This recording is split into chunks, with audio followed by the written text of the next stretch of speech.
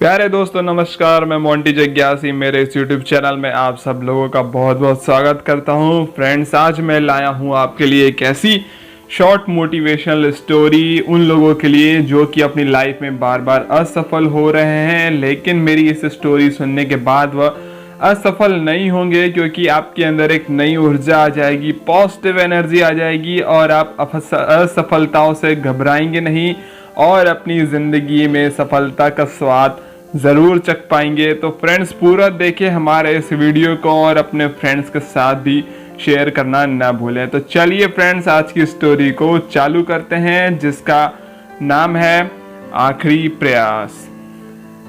एक समय की बात है, एक राज्य में एक प्रतापी राजा राज करता था। एक दिन उसके दरबार में एक विदेशी आगंतुक आया और उसने राजा को एक सुंदर पत्थर उपहार स्वरूप प्रदान किया। राजा वह पत्थर देखकर बहुत प्रसन्न हुआ। उसने उस पत्थर से भगवान विष्णु की प्रतिमा का निर्माण कर उसे राज्य के मंदिर में स्थापित करने का निर्णय लिया और प्रतिमा निर्माण का कार्य राज्य के महामंत्री को सौंप दिया। महामंत्री गांव के सर्वश्रेष्ठ मूर्तिकार के पास गया और उसे वह पत्थर देते हुए बोला, महाराज, मंदिर में भगवान विष्णु की प्रतिमा स्थापित करना चाहते हैं। 7 दिन के भीतर इस पत्थर से भगवान विष्णु की प्रतिमा तैयार कर राजमहल पहुंचा देना। इसके लिए तुम्हें 40 स्वर्ण मुद्राएं दी जाएंगी।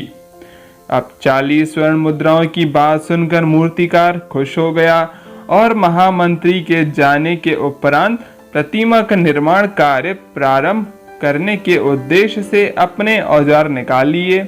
अपने औजार में से उसने एक हथौड़ा लिया और पत्थर तोड़ने के लिए उस पर हथौड़े से वार करने लगा, किंतु पत्थर जस का तस रहा। मूर्तिकार ने हथौड़े के कई बार पत्थर पर वार किए, किंतु पत्थर नहीं टूटा। 50 बार प्रयास करने के उपरांत मूर्तिकार ने अंतिम बार प्रयास करने के उद्देश्य हथौड़ा उठाया, किंतु वह सोचकर हथौड़ा का प्रहार करने के पूर्व ही उसने हाथ खींच लिया कि जब 50 बार वार करने से पत्थर नहीं टूटा तो अब क्या टूटेगा।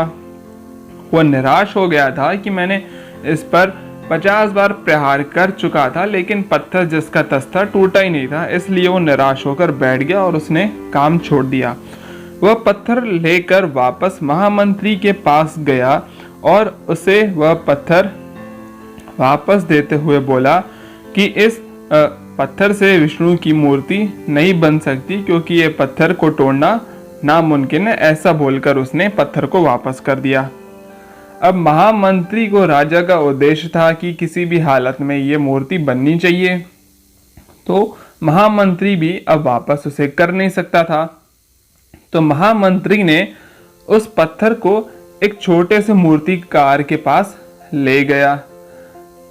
छोटे से मूर्तिकार के पास ले जाने के बाद उस मूर्तिकार ने महामंत्री के सामने ही जैसे ही उस पर एक हथौड़ा मारा तो पत्थर एकदम से टूट गया और वह महामंत्री बहुत खुश हो गया कि इसने कैसे ये एकदम में कर लिया।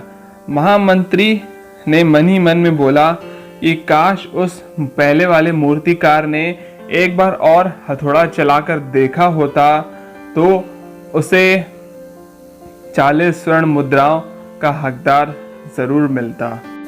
तो देखा फ्रेंड्स, आप लोगों ने इस कहानी से क्या सीख मिलती है। तो चलिए, सीख बताने से पहले मैं आप सब लोगों को बोल दूं कि प्लीज़ मेरे चैनल को सब्सक्राइब करें। यार, आप लोग मेरे चैनल को सब्सक्राइब नहीं करते हैं। मैं आपके लिए इतनी बढ़िया स्टोरीज लाता हूं, आपको मोटिवेट करता रहता हूं, आपको सक्सेस का रास्ता बताता हूं। प्लीज़ जल्दी मेरे चैनल को सब्सक्राइब करें और साथ ही साथ आप मेरे इंस्टाग्राम और फेसबुक पेज पे भी फॉलो करें, वहाँ पे भी मैं ये स्टोरीज़ को डालता रहता हूँ। तो चलिए फ्रेंड्स, अब मोरल की बात करते हैं। तो इससे हमें मोरल का ये पता चलता है कि अपने जीवन में ऐसी परिस्थितियां से हम डेली 2-4 बार होते रहते हैं।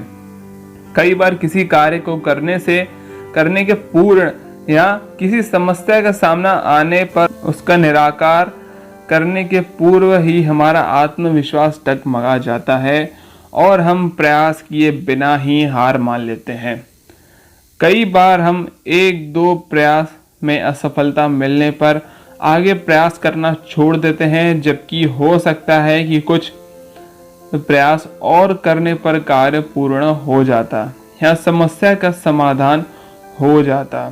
यदि जीवन में सफलता प्राप्त करनी है तो बार बार असफल होने पर भी तब तक प्रयास करना नहीं छोड़ना चाहिए जब तक सफलता नहीं मिल जाती। क्या पता जिस प्रयास को करने के पूर्व हम हाथ खींच लें वही हमारा अंतिम प्रयास हो और उसमें से ही हमें कामयाबी प्राप्त हो जाए। तो फ्रेंड्स, आप जो भी कार्य कर रहे हैं, आप भले उसमें असफल हो रहे हो तो आपको उससे घबराना नहीं है। आपको उस पर प्रयास करते रहना चाहिए। मेरी माने तो ऐसा कोई कार्य नहीं होता जो कि पूरा नहीं हो सकते। हाँ, हमें थोड़ा सा टाइम ज़्यादा लग सकता है, किसी को थोड़ा कम लगता है, किसी को थोड़ा ज़्यादा लगता है। लेकिन आप ये भी तो सोचिए, अगर आपको ज़्यादा टाइम लग रहा है तो मतलब आप उस कार्य में और ज़्यादा मेहनत कर रहे हैं और ज़्यादा आपको उसके बारे में नॉलेज होती जा रही है। तो ये आप पॉजिटिव वे लेके चलें कि मैं जितने बार कर रहा हूँ मेरे को ज़्यादा नॉलेज होती जा रही है और कभी न कभी जब वो कार्य पूरा होगा तो आप उसमें सबसे ज़्यादा आगे रहेंगे, क्योंकि आपको सबसे ज़्यादा नॉलेज हो चुकी है और आप हमेशा उससे आगे ही रहेंगे दूसरों से। तो यह थी मेरी आज की मोटिवेशनल स्टोरी। धन्यवाद फ्रेंड्स, जय हिंद दोस्तों।